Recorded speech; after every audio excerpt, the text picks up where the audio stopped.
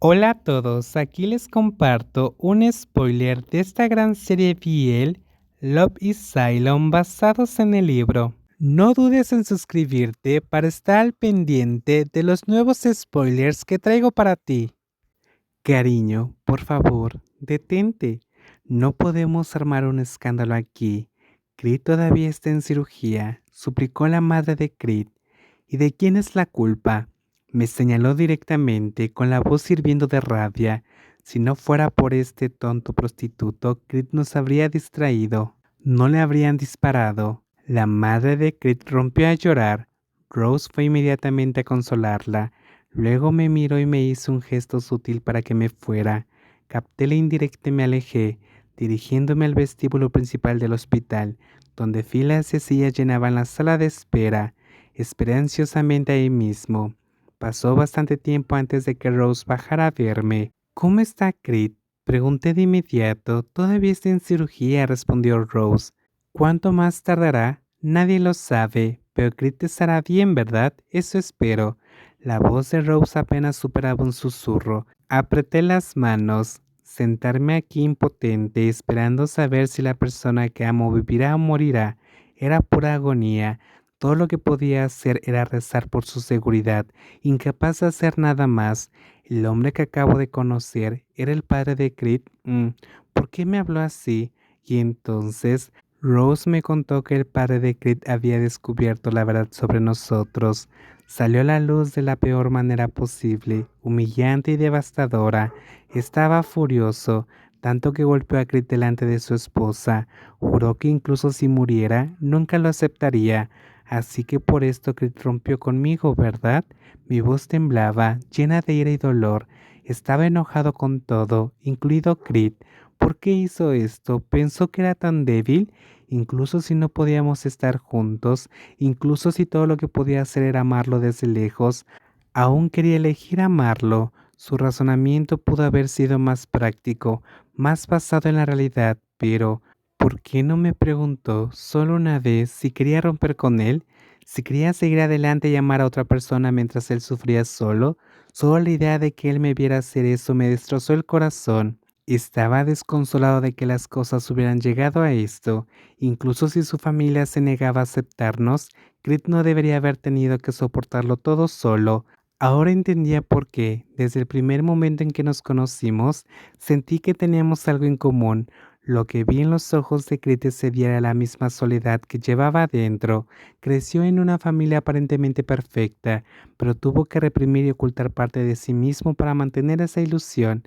Cuando las personas a las que deberían importar tus sentimientos no lo hacen, se siente como si estuvieras completamente solo en el mundo. Me enterré la cara entre las manos y lloré. Horas después, el médico finalmente salió e informó a la familia de Creed que, aunque había logrado extraer la bala, Creed permanecía en coma. No se sabía cuándo o si despertaría. Escuché a Rose transmitir la noticia, sintiéndome entumecido. Mis manos y pies se helaron, mientras que la madre de Creed se desmayó en el acto frente al médico. Después de ese día, mi mundo nunca volvió a ser el mismo.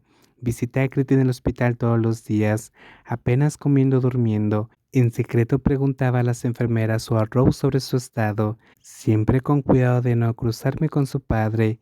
Él realmente me despreciaba. Sus palabras eran brutales, cada frase cargada de desprecio. Por mucho que intentara fortalecerme contra ellos, seguía doliendo. Si hubiera sido cualquier otra persona, habría contraatacado, habría arremetido con palabras igual de afiladas, sin dejarle espacio para respirar. Pero este era el padre de Creed. Era alguien a quien Creed amaba. Por mucho que me maldijera, no podía obligarme a odiarlo. El tiempo se arrastró de la primera semana a la segunda, sin señales de mejora.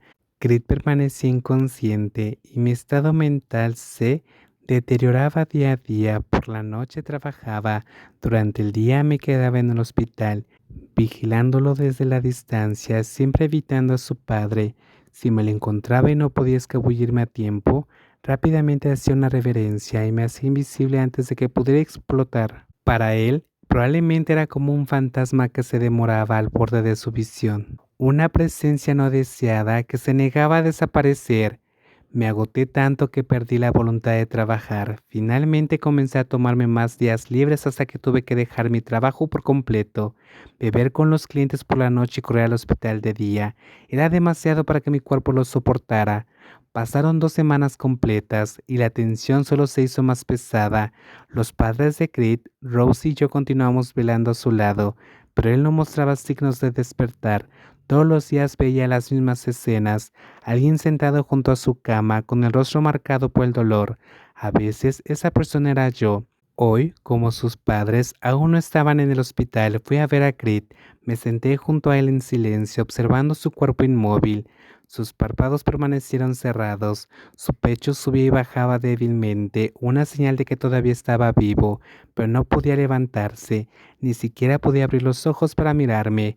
Había leído en alguna parte que los pacientes en coma podrían recuperar la conciencia más rápidamente si sus seres queridos interactuaban con ellos a través del tacto, la conversación o incluso reproduciendo música familiar. Así que saqué mi teléfono y seleccioné la lista de reproducción que una vez había compartido con Creed. Suaves notas melódicas llenaron el aire, una canción que ambos conocíamos bien. La melodía familiar calentó mi corazón y me hizo pensar en todos los momentos que habíamos compartido. Creed, ¿recuerdas esta canción? Susurré. Pasé tanto tiempo eligiendo esta antes de enviártela. Tragué con dificultad, mi voz apenas firme. Extraño tanto tu voz, por favor, despierta y háblame.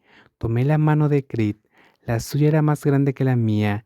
Aún cálida de vida, mi voz vaciló cuando las emociones me invadieron. Prometiste que siempre estarías ahí para mí. Todavía tenemos tantas cosas que queríamos hacer juntos. Incluso te prometí que intentaría mejorar las cosas para nosotros y algún día, si puedo, volveré.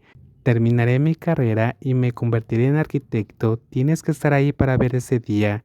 Apreté mi mejilla contra su mano. Quería un futuro con él. Quería que fuéramos parte de la vida del otro, no solo un recuerdo.